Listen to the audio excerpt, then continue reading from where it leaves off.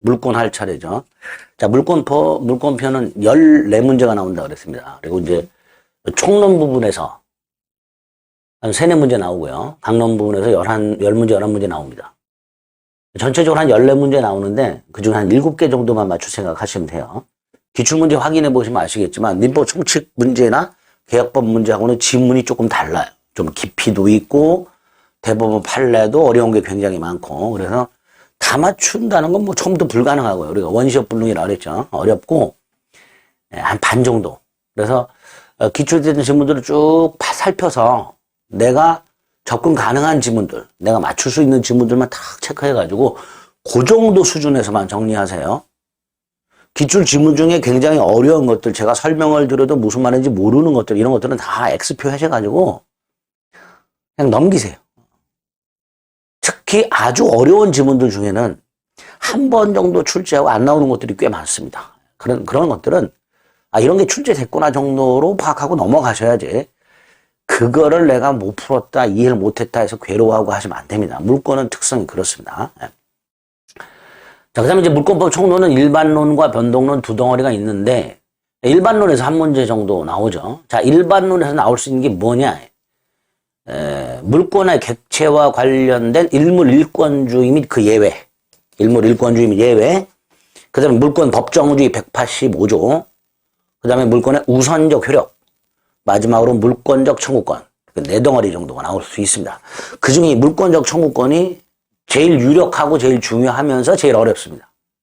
특히 물권적 청구권은 점유권에 있는 물권적 청구권이 있습니다. 점유권 204조 점유물 반환 청구권, 205조 점유물 방해 제거 청구권, 206조 점유물 방해 예방 청구권 요 세 가지 그거하고 소유권에 가면 또 있어요. 소유권에 의한 물권적 청구권이라고 213조 소유물 반환 청구권, 214조 소유물 방해 제거 및 방해 예방 청구권 요것들이 그 점유권에 있는 물권적 청구권과 소유권에 있는 물권적 청구권이 내용이 좀 달라요. 요건도 다르고 효과도 다릅니다. 그러니까 그거를 결합시켜서 출제하는 문제가 있어요.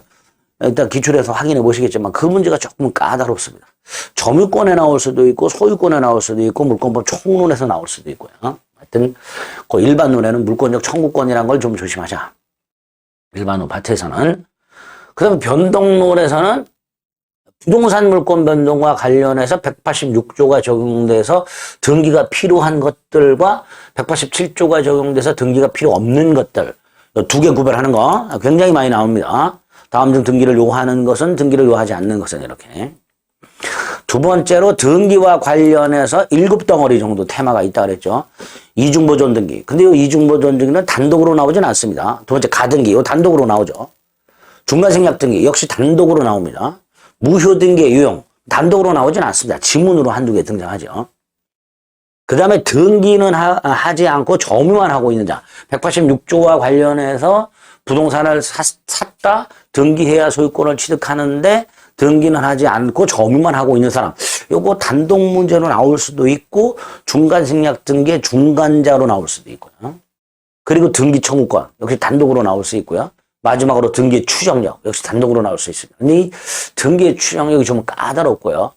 따라서 등기의 추정력은 전체적으로 다 이해를 할 생각하지 마시고 출제된 지문 위주로 정리를 해두시면 됩니다. 어쨌든 그런 내용들이 나와 있고 마지막으로 혼동이라는 놈이 하나 나오죠. 그럼 이제 물권 청구론이 끝이 나는 거예요.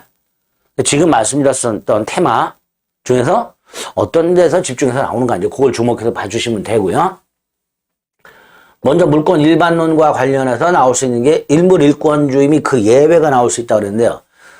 그 중에서 특히 이거 일물일권주의 예외, 요거 조심하셔야 됩니다.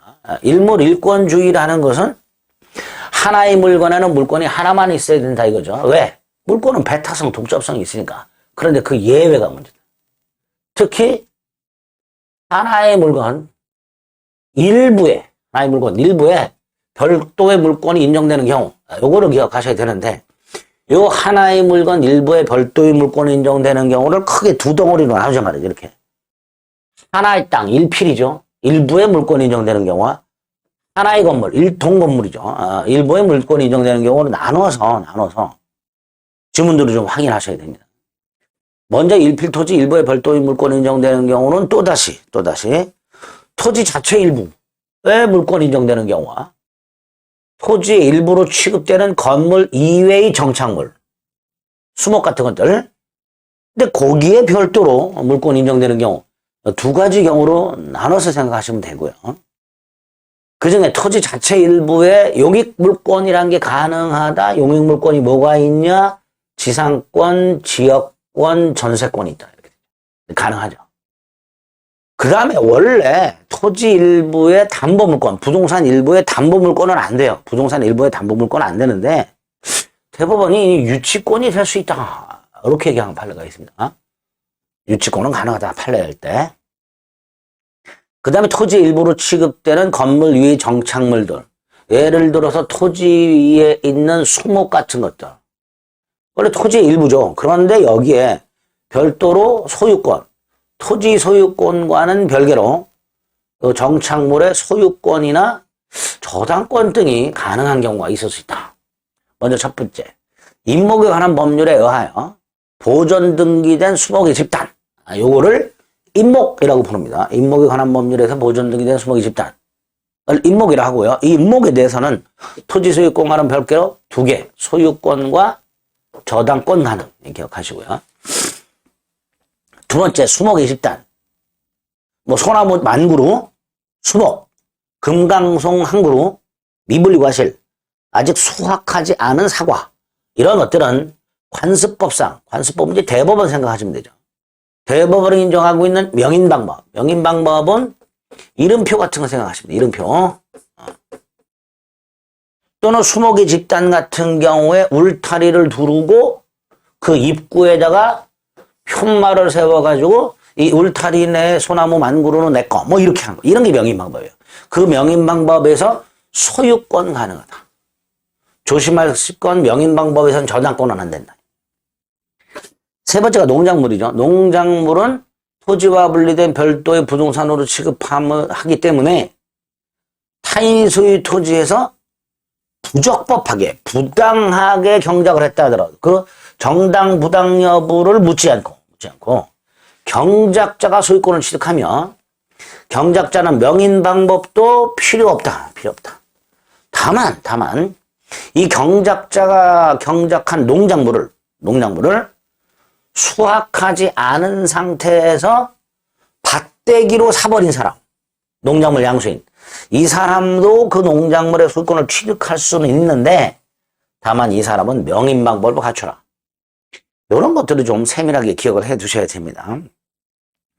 그 다음에 이제 일동 건물의 일부의 별도의 물권이 인정되는 경우가 우리 집합건물, 아파트 생각하시면 되죠. 거기에 각 호마다 구분 소유권이 가능하고요. 또 일동 건물 일부에 용익물권이 가능하다라고 나오기도 하고 구체적으로 전세권이 가능하다 이렇게 나옵니다. 용익물권 중에서 지상권과 지역권은 토지를 객체로 하기 때문에 당연히 일동 건물 일부에 지상권 지역권은 불가하겠죠. 따라서 일동 건물 일부에 용익물권이 가능하다라고 나오면 전세권을 의미하는 거다라고 생각하시면 됩니다. 어쨌든 이렇게 일몰일권의 예외를 반드시 좀 숙지를 해 두셔야 됩니다.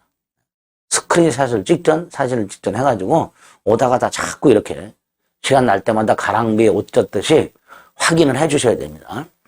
공부라는 건요, 시간 내가지고 탁 뭐 책상에 앉아가지고 집중해서 하는 것도 공부고요.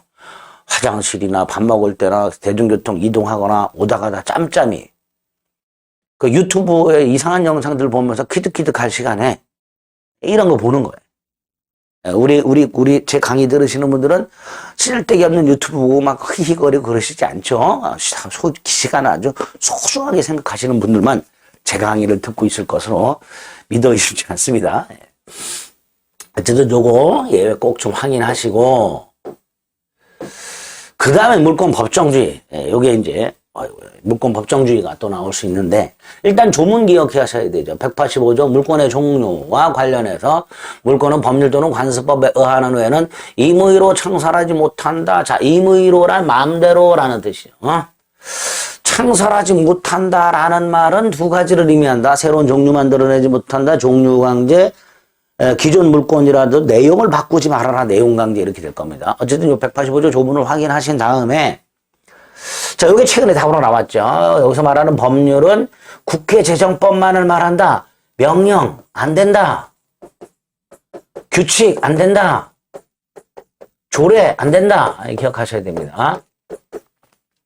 그리고 이 국회 재정법을 형식적 의미의 법률이라고도 합니다. 형식적 의미의 법률만 만든다. 형식적 의미. 그러면 관습법에 의한다는 건 이제 대법원이 인정한다고 일단 쉽게 생각하시면 돼요. 그 다음에 임의로 창설하지 못한다. 당연히 강행 규정입니다. 이거. 조문을 읽어보면 뉘앙스가 어때요? 임의로 창설하면 뒤진다. 뭐 이런 뉘앙스가 느껴지죠. 그러니까 강행 규정이죠. 강행 규정이니까 위반하면 당연히 무효죠. 그래서 종료강제를 위반해서 무효인 거, 인정되지 않는 거, 온천권 이거 안 된다. 타인 소유 땅을 통행할 수 있는 권리, 관습상 통행권 또는 사도 통행권, 사도 통행권이라고도 부르죠. 이런 거 안 된다. 사도 통행권. 건물을 샀는데 그 건물이 미등기여서 아직 이전 등기를 넘겨받지 못했다. 그리고 점유는 하고 있다. 그 사람한테 소유권에 준하는 관습상 물권 또는 사실상 소유권 이런 거 인정되냐? 안 된다. 이런 거 인정 안 된다. 마지막으로 근린공원 이용권.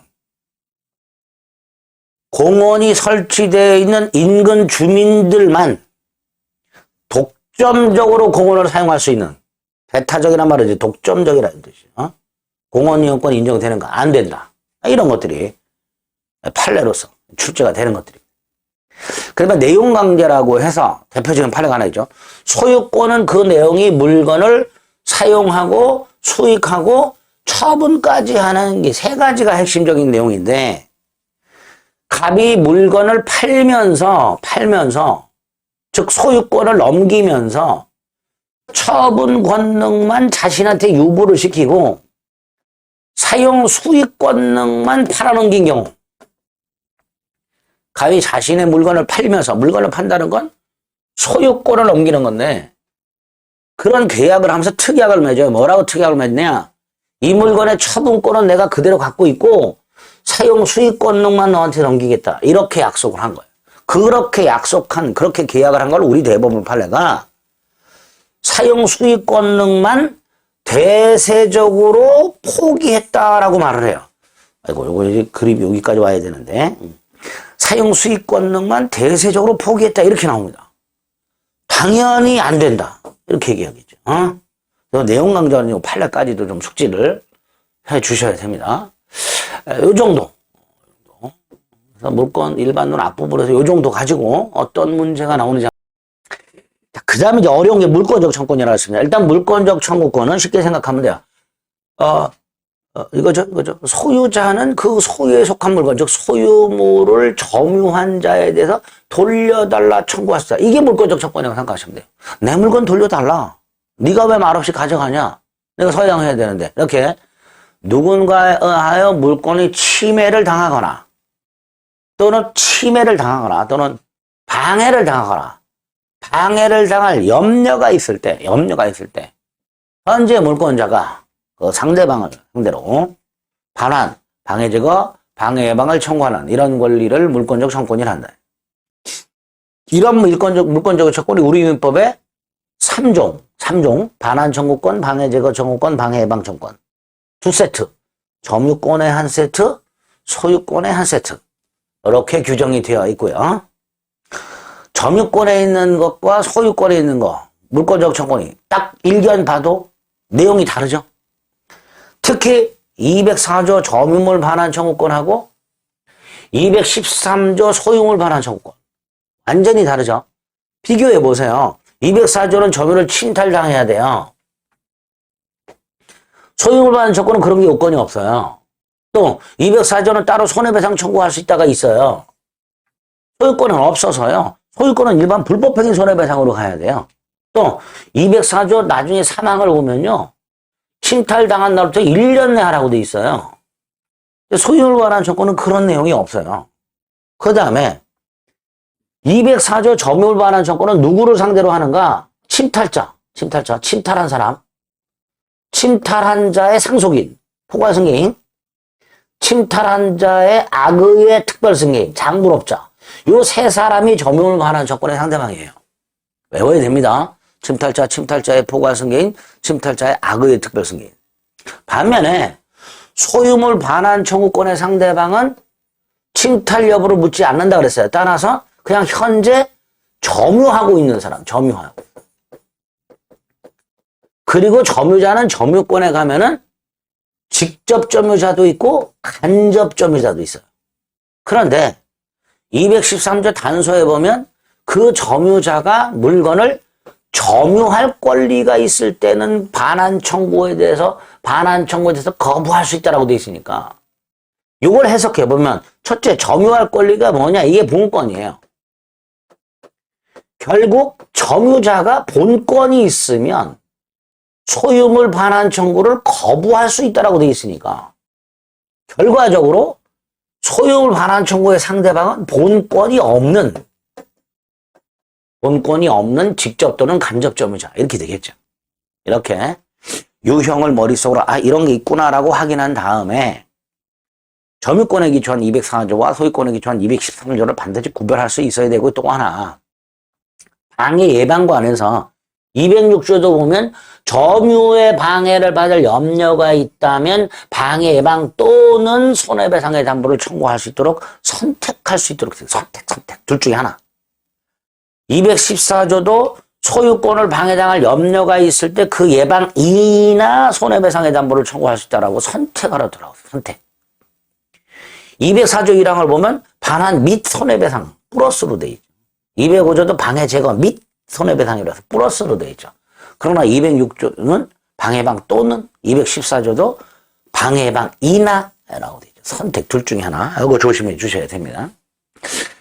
그 다음에 이렇게 우리 민법은 물권적 청구나 3종 2세트를 규정하고 있으면서 나머지 권리들, 예를 들어 지상권 같은 것들은 따로 규정을 하지 않고 소유권에 기초한 물권적 청구권인 요 213조 14조를 빌려 쓰라고 하고 있습니다. 다만 유치권이나 질권에는 빌려 쓰라는 규정이 없어서 유치권은 물권적 청구권이 인정이 안 돼요. 다만 유치권이 침해되면 반드시 점유권도 침해가 되기 때문에 유치물을 침탈당하면 점유물 반환 청구권 행사하면 됩니다. 그리고 질권은 해석상 대법원이 물권적 청구권을 인정해주고 있습니다. 그리고 중요한 거 지역권이라는 물권과 저당권이라는 물권은 213조는 준용하지 않고 214조만 준용합니다. 그 말은 지역권 저당권자는 물권적 청구권 자체는 인정이 돼요. 물권적 청구권은 인정이 됩니다. 인정이 되는데 단 반환 청구권은 인정이 안 된다 이런 뜻입니다. 꼭 정확하게 기억하셔야 돼요. 지역권 저당권은 213조를 준용하지 않고 214조만 준용하기 때문에 첫째, 물권적 청구권 자체는 인정이 된다. 다만 그중에서 반환 청구권만은 인정되지 않는다. 이렇게 기억을 해 두셔야 됩니다. 자, 이렇게 물권적 청구권이 어떤 거고 어떻게 규정이 되어 있는가를 뼈대를 잡은 다음에 그 다음에 중요한 몇 가지 물권적 청구권 행사 요건. 예를 들어서 갑소유 땅에 있던 나무가 간밤에 쓰러졌는데 하필이면 을소유 땅에 쓰러져 가지고 을의 토지 소유권을 방해하고 있다. 여기서 쓰러진 원인, 나무가 쓰러진 원인, 즉 을의 토지 소유권이 방해당하고 있는 원인을 나눠 가지고 태풍에 의해서 쓰러졌다, 불강력적 침해. 태풍에 의해서 쓰러졌다. 갑이 일부러 쓰러뜨렸다, 갑이 관리를 잘못해서 쓰러뜨렸다. 침해자의 고의과실 둘로 나눠서 불가항력적으로 침해가 됐던 침해자의 고의과실이 있던 물권적 청구는 인정이 되지요. 이걸 이렇게 말을 합니다. 물권적 청구는 침해 원인을 불문하고 행사할 수 있다. 이렇게.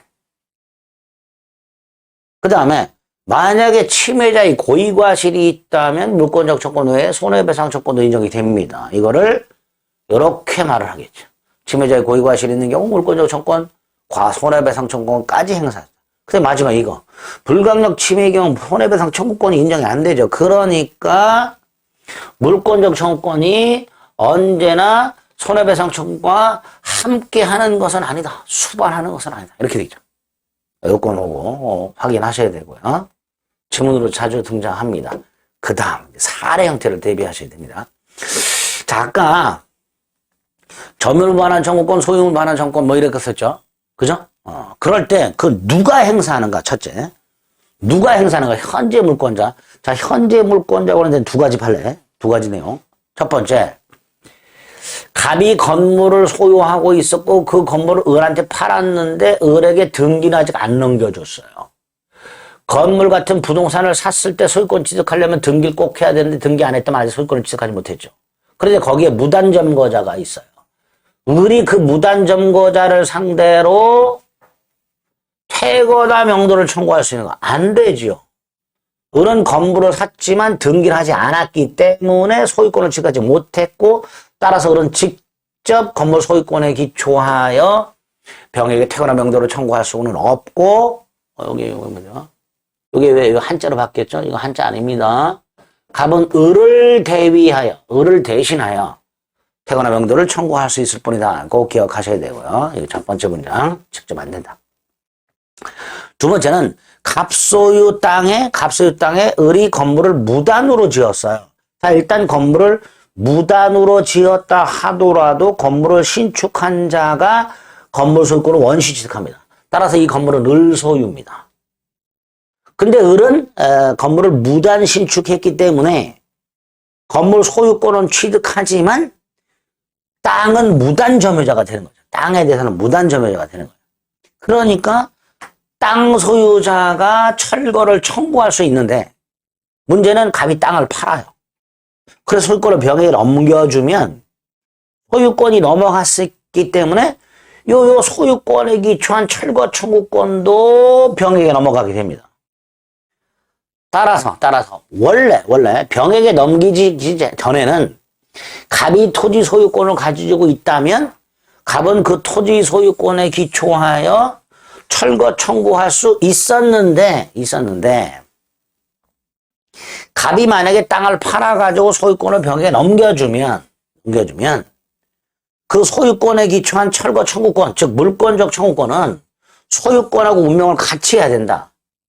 따라서 갑이 토지 소유권을 병에게 팔면서 소유권에 기초한 물권적 청구권만 갑에게 남겨둘 수가 없다. 따라서 결론. 토지 소유권을 상실한 갑은 더 이상 토지 소유권에 기초하여 을에게 철거를 청구할 수는 없다. 꼭 기억하셔야 됩니다.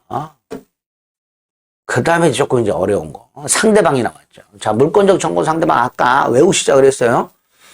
점유권에 기초한 점유물 반환 청구권의 상대방. 뺏어간 놈 도둑놈. 도둑놈의 상속인 장물업자. 악의의 특별승인. 이게 점유물 반환 청구권의 상대방이고요. 소유물 반환 청구권의 상대방은 점유할 권리, 즉 본권이 없는 직접 또는 간접 점유자 그랬죠. 침탈 여부는 묻지 않습니다. 이 사람이 침탈했는지 여부는 묻질 않아요. 그리고 조심할 거, 점유 보조자는 점유자가 아니기 때문에 점유 보조자를 상대로 물권적 청구권을 행사할 수는 없게 되겠죠. 자, 이렇게 머릿속에 생각을 하시고 사례 형태를 봅니다. 갑소유 노트북이 있어요. 그리고 갑이 노트북을 점유하고 있습니다. 자, 갑은 노트북의 소유자 겸 점유자인데 그걸 을이 훔쳐갔어요. 절취죠. 그죠? 그러니까 갑은 을을 상대로 점유물 반환 청구할 수 있고 그 다음에 소유물 반환 청구할 수 있는가에 문제가 생기죠. 자, 그런데 을이 노트북을 훔쳐가지고 을이 노트북을 훔쳐가지고 자, 보세요. 갑이 노트북의 소유자 겸 점유자인데 을이 노트북을 훔쳤어. 침탈했어. 그 노트북을 병한테 팔았어. 그래서 현재 노트북이 팔았어요. 노트북이 병한테 넘어가 있어. 얘가 지금 노트북을 현재 점유하고 있는 거죠. 얘가. 병이 현재 노트북을 점유하고 있는 사람이고요. 얘는 노트북을 훔쳐서 병에게 넘겼으니까 현재 점유자는 아니죠. 자, 이 상태에서 갑이 을이나 병을 상대로 점유물 반환 청구할 수 있는가 소유물 반환 청구할 수 있는가를 구별해 보면 일단 을은 갑의 노트북을 침탈한 사람이죠. 그러니까 갑은 을에게 점유물 반환 청구할 수 있죠. 침탈자. 하지만 현재 을이 노트북을 병한테 넘겼기 때문에 현재 점유자는 아니죠. 그러니까 소유물 반환 청구를 못한다. 이렇게 되겠죠. 두 번째, 갑은 병에게 점유물 반환 청구할 수 있는가 소유물 반환 청구할 수 있는가 나눠야 돼요.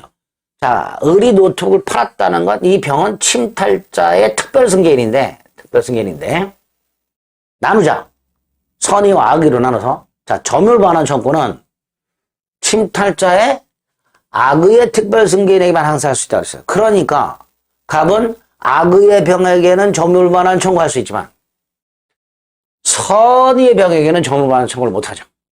자, 두 번째, 소유물 반환 청구 생각합니다. 소유물 반환 청구는 본권 없는 직간접 점유자인데 악의 특별승계는 당연히 본권이 없죠. 도둑놈으로부터 알고 샀으니까.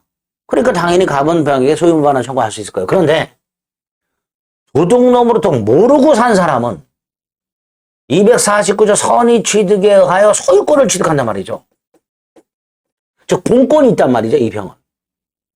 그러니까 본권 있는 점유자니까 병을 상대로 소유물 반환을 청구할 수는 없다. 이렇게 되겠죠. 이런 예가 나올 수 있고요. 좀 복잡하죠. 자, 3번. 똑같은 상황입니다. 갑의 노트북, 갑의 소유 및 점유 노트북을 을이 훔쳐가지고 병에게 임대한 경우 생각해봅니다. 자, 임대는요. 을은 간접 점유자가 되고 병은 직접 점유자가 되는 거죠. 그죠? 을은 간접 점유자가 되고 병은 직접 점유자가 됩니다. 그럼 여기서 갑이 첫째 을에게 점유물 반환 청구할 수 있는가? 이건 당연하죠. 침탈자니까. 그 다음에 소유물 반환 청구할 수 있는가? 그렇죠. 훔쳐간 놈이니까 본권이 없고 간접 점유자니까 본권 없는 간접 점유자를 상대로 소유물 반환 청구할 수 있게 됩니다. 그 다음에 병. 자, 갑이 병에게 점유물 반환 청구할 수 있는가? 자, 병의 선악을 나눠야죠.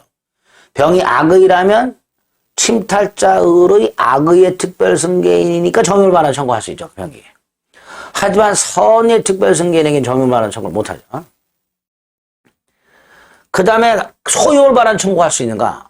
자, 첫째, 병. 본권 있어요, 없어요? 없죠. 도둑놈으로부터 빌렸으니까 소유물 반환 청구할 수 있는 거예요. 본권 없는 249조는 소유권 취득과 관련된 거고 도둑놈으로부터 빌려 쓰는 사람은 정당한 게 아니죠. 그러니까 본권 없는 직접 점유자가 될 것이고 소유물 반환 청구할 수 있을 거예요.